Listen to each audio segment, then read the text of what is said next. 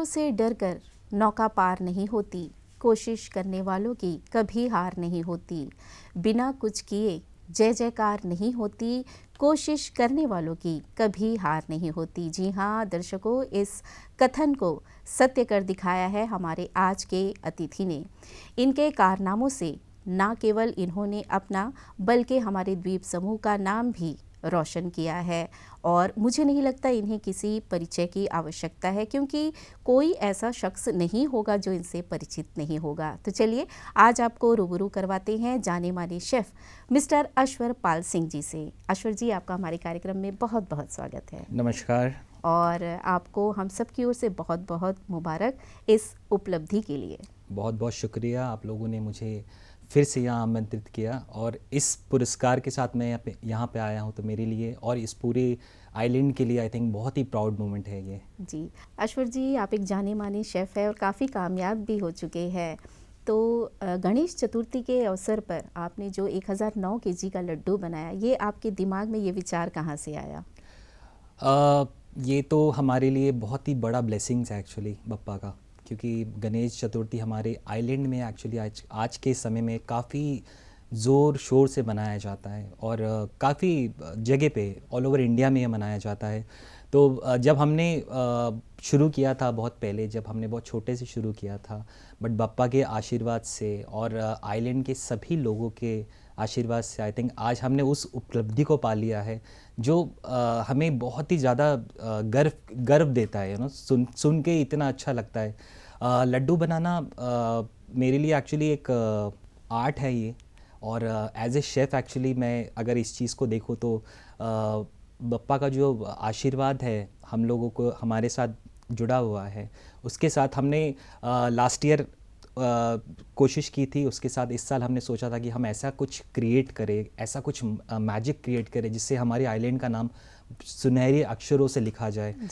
तो पहले तो मैंने ये चीज़ नहीं सोची थी कि ये जो गणेश चतुर्थी का जो लड्डू है वो इतने सक्सेस हमें दिलाएगा। बप्पा के आशीर्वाद से जब हमने प्रयास किया था, जब हमने प्लानिंग शुरू की थी, क्योंकि इसका प्लानिंग हमने 1 महीने पहले शुरू कर दी थी। अच्छा। और उसके साथ काफ़ी लोग हमारे साथ जुड़े थे, जब हमने डिस्कशन की सारी चीज़ें, सबके साथ बातचीत की और कैसे कैसे चीज़ें हम कर सकते, क्योंकि साइज़ काफ़ी ज़्यादा, वेट काफ़ी ज़्यादा भारी था, इस बार काफ़ी ज़्यादा हमने बढ़ा दिया था। तो उसके साथ लोगों का साथ, बप्पा का आशीर्वाद के साथ हमने 1009 केजी पे लाके इस लड्डू को खड़ा किया है। और ये बप्पा का भोग था एक्चुअली। लड्डू का आकार तो बाद में आया एक्चुअली। हमने तो ये सोचा था कि हम बप्पा के लिए कुछ ऐसी चीज़ें कर सके जिससे बप्पा खुश हो जाए। आई थिंक वो सारी बप्पा बहुत ज़्यादा आई थिंक खुश हो गए इस आइलैंड के लिए, कि उसका आशीर्वाद के साथ हमने बहुत सारे वर्ल्ड रिकॉर्ड को छुआ है इस साल। तो जब आपने ये सोचा कि मुझे इतने विशाल लड्डू का निर्माण करना है, तो जाहिर सी बात है कि काफ़ी समस्याएं भी आई होंगी आपको। तो क्या क्या समस्याएं आई उस समय? देखिए, कभी भी कोई भी चीज़ करने के पहले प्लानिंग की बहुत ज़्यादा ज़रूरत होती है। परेशानी या समस्या तो आती ही है, क्योंकि आई थिंक जब तक आपके रास्ते पे चैलेंजेस नहीं होगी तो आप उस मकाम को कभी नहीं पा पाएंगे। तो चैलेंजेस तो खैर शुरू से थी, क्योंकि ये काफ़ी ज़्यादा विशाल था और उसको सही तरीके से बनाना वो हमारे लिए बहुत बड़ा चैलेंज था। बनाने के साथ साथ उसे सही तरीके से बप्पा के दरबार पे लगाना वो हमारे लिए सबसे बड़ा चैलेंज था।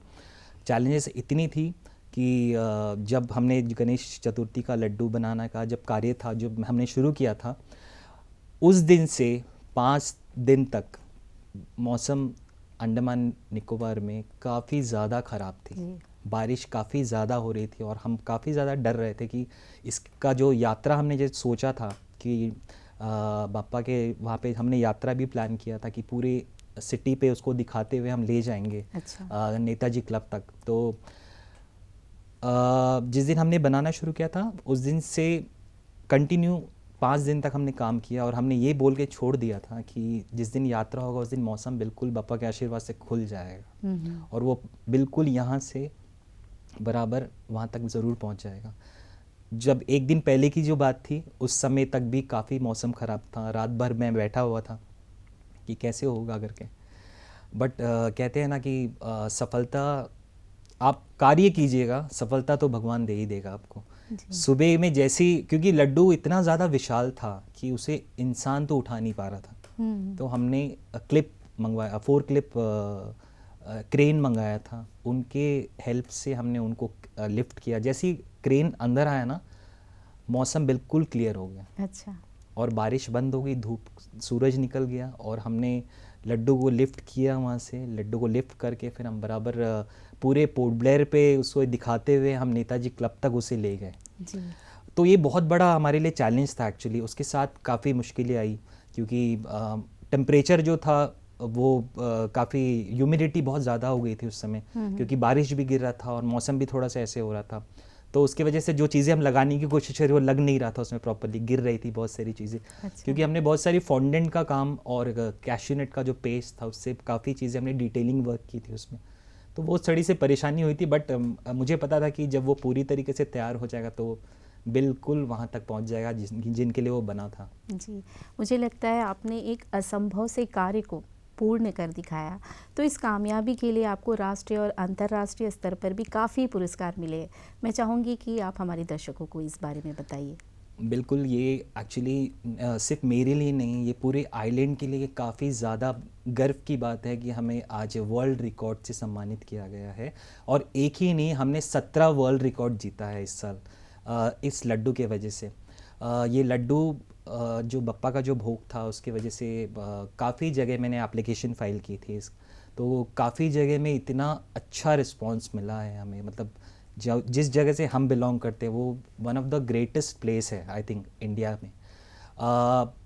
लोगों को इस बात से ज़्यादा खुशी मिली कि वहाँ भी ऐसे कुछ हो रहा है जो ऑल ओवर ज़्यादातर ये महाराष्ट्र या ऐसे जगह में ज़्यादा बनता है जहाँ पे गणेश चतुर्थी बहुत धूमधाम से मनाया जाता है। तो ऐसे आइलैंड से, क्योंकि टूरिज़्म से तो आइलैंड बहुत ज़्यादा प्रभावित है, बहुत ज़्यादा प्रसिद्ध है, और ऐसी चीज़ें बना के आई थिंक हमने एक नया इतिहास रच दिया इस आइलैंड के लिए।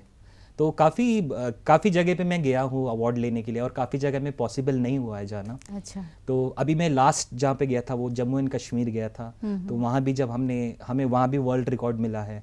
तो जब हमने उनको जब मेरा नाम पुकारा गया और अंडमान निकोबार जब बोल रहे थे तो इतना ज़्यादा प्राउड महसूस कर रहा था मैं कि मुझे लग रहा था कि मेरे साथ पूरे अंडमान लोगों की आशीर्वाद और सब जुड़े हुए मेरे साथ उस समय।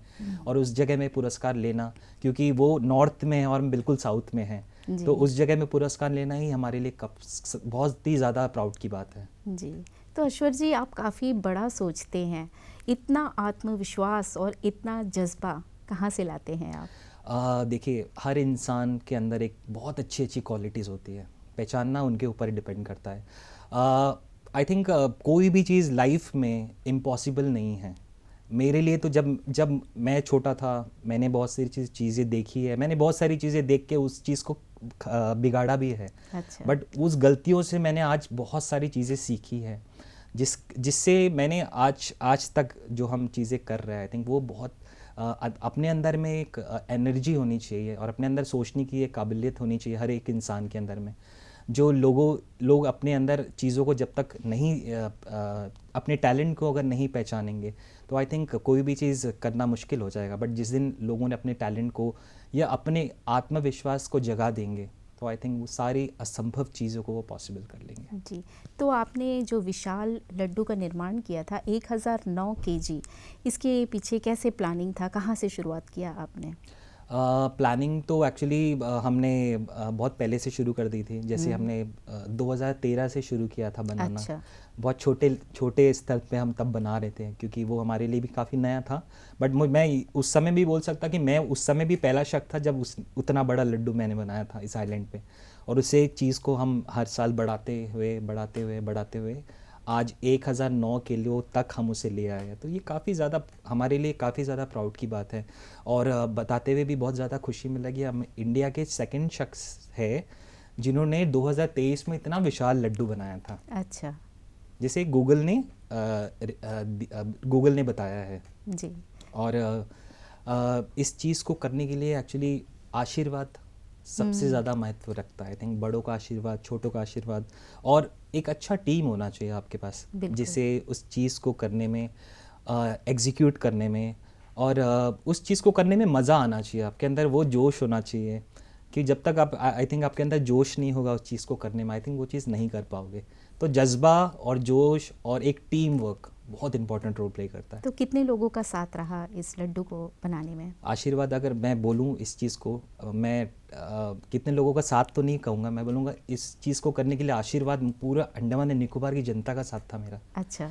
तो उसके साथ ही हमारा पूरा टीम था, हमारे ऑफिस के लोग, हमारे फ्रेंड्स, हमारे रिलेटिव्स, सभी जुड़े थे हमारे साथ करने में उस चीज़ को। क्योंकि पहले दिन से जिस दिन हमने शुरू किया था कार्य, उस दिन पूजा के बाद ही हमने अपना कार्य शुरू कर दिया था, क्योंकि हमें पता था कि रास्ता, मंजिल तो बहुत दूर है, बट शुरुआत एक अच्छा अगर हो जाए तो आई थिंक मंजिल तक तो हम आराम से पहुंच जाएंगे। तो आप जो ये गणेश चतुर्थी के अवसर पर आपने ये सोचा कि मुझे इस अवसर पर गणेश जी को लड्डू का भोग लगाना है, तो इसके लिए क्या आपको कहीं से स्पॉन्सर्ड किया गया था या फिर आपने खुद इसमें अपना योगदान दिया था? देखिए, ये स्पॉन्सरशिप तो हम खैर कभी करते ही नहीं हैं, क्योंकि शुरू से जब भी मेरा ये मानना था कि अगर कभी भी मैं लाइफ में सक्सेस हूँ तो ऐसे ही चीज़ें करूँ लाइफ में जो दूसरों को भी इंस्पायर करें। हमेशा से स्पॉन्सरशिप में कभी लेता नहीं हूँ, किसी से भी एक्चुअली कराता नहीं हूँ, क्योंकि ये बप्पा का बहुत बड़ा ब्लेसिंग्स है, भगवान जी का ब्लेसिंग्स है, हमारे बड़ों का ब्लेसिंग्स है, जिनकी वजह से हम अपना कार्य करते हैं। क्योंकि प्रोफेशनल लाइफ एक अलग होता है और प्रोफेशनल लाइफ में हम कोशिश करते हैं कि हम बहुत अच्छा काम कर सकें, क्योंकि उस काम से ही हमें पहचाना जाता है। और इसके साथ ही साथ अगर हम एज ए शेफ़ मैं देखूं अपने आप को, क्योंकि ये मेरा पैशन है, कुकिंग करना मुझे बहुत ज़्यादा पसंद है शुरू से, तो एज ए शेफ़ मेरे अंदर बहुत बड़ा जिम्मेदारी भी आता है कि अगर इस आइलैंड को अगर मैं अपनी तरफ से कुछ कंट्रीब्यूट करके सक्सेस की ओर ले जाऊं और इस आइलैंड का काफ़ी ज़्यादा नाम हो, तो आई थिंक वही मैं कोशिश करता हूँ हमेशा। उसके साथ ही साथ स्पॉन्सरशिप तो हम नहीं लेते हैं कभी भी, जो भी हम करते हैं वो भगवान के आशीर्वाद से ही करते हैं।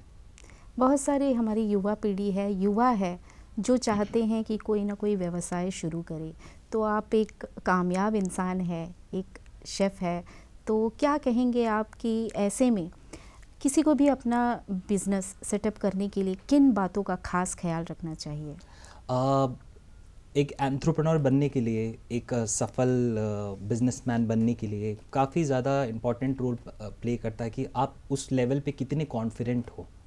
आपका कॉन्फिडेंट बहुत ज़्यादा इम्पोर्टेंट रोल प्ले करता है। उसके साथ ही साथ आप जिस भी फील्ड में जाना चाहते हो, चाहे आप एक शेफ़ बनना चाहते हो, चाहे आप एक अपना रेस्टोरेंट खोलना चाहते हो, चाहे आप अपना ग्रोसरी शॉप खोलना चाहते हो, या चाहे आप अपना गारमेंट्स का बिज़नेस करना चाहते हो, उस चीज़ के बारे में आपको काफ़ी ज़्यादा नॉलेज होनी चाहिए। आप कुछ दिन उसके अंदर, उसके अंडर में रह के कुछ चीज़ें उनके साथ करिए, सीखिए पहले चीज़ों को, मार्केट सर्वे कीजिएगा, मार्केट वैल्यू देखिएगा कैसा है, और ऐसी चीज़ें करनी चाहिए आई थिंक आज के समय में जो बहुत यूनिक हो। मैं हर एक यंगस्टर को वही बोलूँगा कि हर एक यंगस्टर के अंदर में या हर एक इंसान के अंदर में इतनी अच्छी क्वालिटीज़ होती है, सिर्फ उस चीज़ को पहचानना ही होता है बस। जिस दिन उस चीज़ को पहचान लिया, आई थिंक हर एक इंसान हर एक सफलता को छू सकता है। तो एक बिजनेसमैन बनने के लिए आई थिंक ये सारी क्वालिटीज़ होनी चाहिए। जी, तो कौन कौन से स्टेट्स में आप गए थे आपके अवार्ड्स के लिए? बताते हुए काफ़ी ज़्यादा खुशी मिल रही है कि जब हमें जो फर्स्ट वर्ल्ड रिकॉर्ड मिला था वो जयपुर में हुआ था, राजस्थान में। अच्छा। जो आई थिंक 17 दिसंबर को हुआ था, और उसके बाद फिर कुछ स्टेट्स में मैं जा नहीं पाया। उसके साथ दिल्ली में था magic book of records, India book of records, international book of records, world wide book of world record, London book of records, USA book of world record, Bravo international book of world record, उसके साथ ही साथ Indian world record, काफ़ी और भी ज़्यादा records ले सके और इस अपने आइलैंड्स का नाम एकदम रोशन कर सके। तो भविष्य में अश्वर जी क्या प्लानिंग्स है आपके? भविष्य में तो अपना व्यवसाय तो चल ही रहा है, और उसके साथ ही साथ और भी कोशिश है कि हम हर एक आइलैंड में भी अपने कारोबार को कर सके। अच्छा। और उसके साथ ही साथ कुछ यूनिक चीज़ें जो आई थिंक कुछ दिनों में यहाँ की जनता को और भी मिलेगा, कि कुछ और सेक्टर से भी मैं कोशिश कर रहा हूँ कि अंडमान निकोबार को मैं बहुत ही ज़्यादा ऊंचाई पे ले जाऊँ। तो मैं उसके लिए अभी मेरा कार्य चल रहा है, तो ये कुछ महीनों के बाद वो भी संभव हो जाएगा, तो उसी के साथ आपको भी उस समय पता चल और जाएगा और मुझे सभी लगता को। है बहुत सारे बच्चों को आपके ज़रिए जो है रोज़गार की प्राप्ति भी होगी, बहुत सारे बच्चों को काम करने का मौका भी मिलेगा आपके साथ। देखिए, मैं तो बहुत ही खुश हूँ इस चीज़ से कि बच्चे जो मेरे साथ जुड़े हुए हैं काफ़ी अच्छे हैं, काफ़ी यंग हैं और काफ़ी लोग जुड़ना भी चाहते हैं। तो मैं क्लासेस तो देते ही हूँ, हमारे वहाँ पे क्लासेस भी होती है, बच्चे आते भी हैं, कुछ सीखते भी हैं उस चीज़ से, फिर इंटर्नशिप करते हैं हमारे वहाँ पे आके काफ़ी जन, जो आगे अपने करियर को इसी के साथ जोड़ सके या इसके साथ काफ़ी अच्छे और भी कुछ अच्छा चीज़ें सफलता हासिल कर सके। तो यंगस्टर्स तो है ही हमारे साथ, और उसके साथ ही साथ काफ़ी और भी लेडीज़ भी है जो कुकिंग से बहुत ज़्यादा रुचि रखती है और कुकिंग से रिलेटेड चीज़ें करना चाहती है, तो वो भी मेरे साथ जुड़े हुए हैं आज के जी, तारीख में। तो आपने देश विदेश का दौरा किया, एक शेफ़ होने के नाते आपको क्या अंतर नज़र आया? पहले की सोच में जो ऐसा मान्यता था कि खाना पकाना जो है सिर्फ महिलाओं का काम है, लेकिन इस बात को आपने गलत साबित किया है। तो यहाँ कहना चाहूँगी कि एक शेफ़ होने के नाते क्या अंतर नज़र आता है अब? देखिए, मेरे हिसाब से तो आज भी जो माँ का हाथ का जो स्वाद है वो तो कोई बदल नहीं सकता है, बिल्कुल। और माँ एक औरत है। और उसके साथ ही साथ जैसे आपने पूछा मुझसे कि क्या आपने क्या चेंजेस देखे हैं, तो चेंजेस एक्चुअली ये है कि आज के तौर पे, आज के टाइम पे, आज के दौर में चीज़ें तो काफ़ी बदल चुकी हैं, काफ़ी इतनी ज़्यादा बदल चुकी है कि हम आज आज के समय में हम पुराना जो स्वाद था वो खोज रहे हैं, कि इतना मॉडर्नाइज हो गया है हर चीज़। जैसे हमारे अंडमान निकोबार का जो क्विजीन है एक्चुअली, जो नॉर्मल खाना जो जिसे मिनी इंडिया कहते हैं, यहाँ पे हर तरह का खाना मिलता है। आप किसी भी जगह पे जाओगे, वहाँ पे आप आपको जो भी स्टेट का खाना चाहिए वो आपको मिल जाएगा यहाँ पे। बिल्कुल। उसी के साथ आप जैसे अंडमान से बाहर कहीं निकलते हो, जैसे इंडिया में आप हर एक स्टेट का यूनिक फूड होता है, यूनिक टेस्ट होता है, अलग स्पाइसेस, अलग मसाले यूज़ करते हैं, और स्वाद बहुत ही उम्दा होता है, जो वो स्वाद उस दूसरी जगह पे नहीं मिल सकता नहीं है। मिलता। तो काफ़ी चीज़ें बदल चुकी हैं, लोग बहुत नई सोच के साथ काफ़ी लोग आ चुके हैं। काफ़ी हाउस होल्ड लेडीज़ जो अपनी कुकिंग को यूट्यूब से या काफ़ी चैनल के माध्यम से प्रस्तुत कर रही है आजकल। काफ़ी होम बेकर्स आ चुके हैं, काफ़ी क्लाउड किचन चलाने वाले आ चुके हैं, काफ़ी रेस्टोरेंट खुल चुके हैं। तो उसी के साथ काफ़ी इंडिया में भी मैं बहुत जगह में ट्रैवल करता हूँ, जो काफ़ी जगह में मैं जाके फूड टेस्ट करता हूँ, तो काफ़ी अच्छा लगता है, और मैं कोशिश करता हूँ कि मैं दोबारा ऐसा कुछ स्वाद लेके जाऊँ कि मैं उस स्वाद के लिए वापस उस शहर पे आऊँ। और इंटरनेशनली जैसे आप देखोगे तो इंटरनेशनली तो चीज़ें बहुत ही ज़्यादा डेवलप हो चुकी है, चाहे वो एक खाना बनाने वाला एक कोई बर्तन हो गया हो या किचन हो गया हो। जैसे पुराने जैसे हम चूल्हे में बनाया करते थे, जो उसका स्वाद ही बहुत अलग होता था, बट आज के इस तारीख में क्या हो गया कि मॉडर्नाइज हो गया काफ़ी, इतने सारे किचन गैजेट्स आ चुके हैं जिससे हम चुटकी बजाते ही हर चीज़ बना सकते हैं। तो स्वाद के साथ साथ जो हमारा जो किचन है वो भी बिल्कुल बदल चुका है, बट आई थिंक मेरे हिसाब से मैं कोशिश करता हूँ कि मैं अपनी इंडियन क्विजीन को, इंडियन सभ्यता को अपनी प्लेटिंग के ज़रिए हमेशा स्वाद के तौर पे परोस सकूँ लोगों को। हमारी भारतीय संस्कृति को। बिल्कुल, हमारी भारतीय संस्कृति। तो आज जो है पूरा देश जान चुका है कि आपने इस छोटे से द्वीप समूह में इतना विशाल लड्डू बनाया, तो कैसा महसूस होता है आपको? आज के समय में काफ़ी ज़्यादा प्राउड फील हो रही थी मुझे, क्योंकि जब मैं नेशनल लेवल में भी गया था और इंटरनेशनली भी जब हमें बुलाया गया था, तो काफ़ी, क्योंकि अंडमान निकोबार बोलते ही एक अलग ही रेस्पेक्ट मिलना शुरू हो जाता है किसी जगह पे भी जाते हैं आप, क्योंकि हम ऐसे जगह से आते हैं जो इंडिया से थोड़ा सा कट आउट पे हैं, अच्छा। बट इंडिया है हमारा। तो ये चीज़ थोड़ा समझाना पड़ता है उनको भी कि हम इंडिया से ही बिलोंग करते हैं, बट कहते हैं ना कि जगह मायने नहीं रखता है, आपका कार्य मायने रखते हैं, आपने क्या चीज़ किया है, आपके वजह से आपका सिटी का नाम, आपका शहर का नाम, आपका देश का नाम आप कैसे ऊंचा कर सकते हो। तो आई थिंक वो सोच हर एक इंसान के अंदर आनी चाहिए। काफ़ी प्राउड फील होता है आपको? बहुत ज़्यादा प्राउड फील हुआ मुझे, और होता भी है अभी भी। आज भी जब लोग देखते हैं, मिलते हैं, तो कहते हैं कि आपने वर्ल्ड रिकॉर्ड बनाया, तो वो मेरे लिए काफ़ी प्राउड की बात है। तो आपकी क्या क्या स्पेशलिटी है? खाने में तो मैं इंडियन ज़्यादा प्रीफर करता हूँ बनाना भी मुझे ज़्यादा पसंद है और खाना भी इंडियन ही ज़्यादा पसंद है। बट उसके साथ साथ एज ए शेफ़ मुझे हर चीज़ टेस्ट करना पड़ता है। अच्छा। हर चीज़ टेस्ट करने का मुझे क्यूरियोसिटी रहता है हर जगह, क्योंकि हर एक स्टेट पे जाते ही मेरा सबसे पहला टूर होता है स्पाइस मार्केट या ड्राई फ्रूट मार्केट, या वहाँ की स्पेशलिटी क्या क्या क्विजीन वो सर्व कर रहे हैं। तो वो सारी चीज़ें जानना।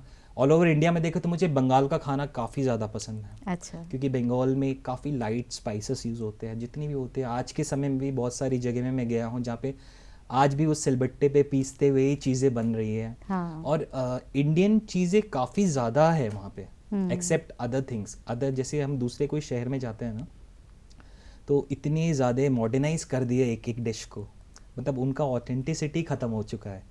तो मैं चाहता हूँ कि इंडियन क्विज़ीन को हमेशा ये जीवित रहना चाहिए। तो ये हमारे लिए हमारे कंधों पे ही वो बोझ है, और कि हम उस चीज़ पे ज़्यादा फोकस कर सकें और उस चीज़ को, इंडियन खाने को हमेशा ही अलाइव रख सकें।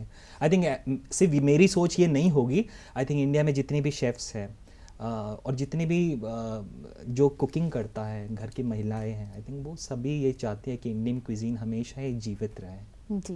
तो खाने के अलावा खाली समय कैसे बीतता है, क्या क्या शौक रखते हैं आप? राइटिंग का बहुत शौक है मुझे। अच्छा। तो मैं थोड़ा लिखता भी हूँ, और उसके साथ साथ म्यूज़िक का बहुत शौक है मुझे वैसे भी। और उसके साथ ही इवेंट से रिलेटेड हमारी जो प्रोफेशनल लाइफ है उससे उस पे ज़्यादा मैं रिसर्च करता रहता हूँ। जी। जैसे कि आपका इवेंट मैनेजमेंट का है, तो उसमें आप क्या क्या करते हैं, कौन कौन सी सुविधा लोगों को आप देते हैं? देखिए, जब हमने शुरू किया था तो यहाँ पे वो इवेंट मैनेजमेंट बहुत ज़्यादा नहीं चलता इतना था। ज़्यादा नहीं था। बट हमारे आने के बाद मेरा यही कोशिश था कि हम लोगों को बहुत ही ज़्यादा सुविधा दें, लोगों को बिल्कुल कंफर्टेबल कर दें, क्योंकि इवेंट एक ऐसा चीज़ है वो जो एक बार ही होना है, और एक बार होने के बाद ही लोग अगर उस पर ही बिज़ी हो जाएगा तो इवेंट को कैसे इंजॉय करेगा। जी। तो हमारी तरफ से प्रयास था कि हम ऐसे चीज़ें करें कि लोग बिल्कुल कंफर्टेबल हो जाएं उस चीज़ के साथ। उसके साथ हमने सुविधा देना शुरू किया कि हमने फूडिंग शुरू किया, अच्छा। केटरिंग का बिज़नेस, उसके बाद वेडिंग का बिज़नेस शुरू किया, वेडिंग का काम शुरू किया, देन एनिवर्सरी शुरू किया, पिकनिक शुरू किया, क्योंकि लोगों को पिकनिक में भी तो एंजॉय करना है। अच्छा। तो अगर हम वहाँ पे अरेंजमेंट्स करते हैं तो लोगों के लिए भी काफ़ी ज़्यादा अच्छे हो जाएंगे। उसके बाद हमारे VVIP मोमेंट्स जितने होते हैं यहाँ पे, वहाँ पे हमने केटरिंग, हाई टीज़ हमने वहाँ पे भी देना शुरू किया। तो उसके साथ हम आज के समय में तो हमें हर जगह ही अवसर मिलता है कि हम अपना केटरिंग का, अपना हाई टी का, अपना जो भी डेकोर का जिस चीज़ है वो प्रेजेंट कर सके। जी। तो आपके साथ जो जुड़े हैं, जो यूथ्स है, उनका कैसा रिस्पांस रहता है? आपको अभी कैसा रिस्पांस मिल रहा है उनसे? काफ़ी ज़्यादा मुझे नहीं लगता कि मैंने अभी तक कुछ ज़्यादा किया है। अभी तो काफ़ी चीज़ें करनी बाकी है। मैं बस प्रयास कर रहा हूँ अपनी तरफ से कि मैं लोगों को इंस्पायर कर सकूँ। यंग जनरेशन को बहुत ज़्यादा ज़रूरत है इस चीज़ की, जी। कि आई थिंक किसी और चीज़ में ना जाके अपने करियर पे, अपने गोल पे फोकस करें। तो मेरे साथ जितने भी यंगस्टर जुड़े हैं उनके लिए तो मैं ज़रूर चाहता हूँ कि वो कुछ चीज़ें सीखें और अपनी लाइफ में बहुत सारी अच्छी चीज़ें अचीव करें। जी। तो चलते चलते इस कार्यक्रम के माध्यम से जो दर्शक आपको देख रहे हैं, आपका क्या मैसेज रहेगा उनके लिए? सबके लिए यही मैसेज होगा कि अपने अंदर छुपे हुए कला को पहचानिए, क्योंकि हर एक इंसान यूनिक होता है। और मैंने तो वर्ल्ड रिकॉर्ड बनाया है, बट अभी मंजिल बहुत ज़्यादा दूर है।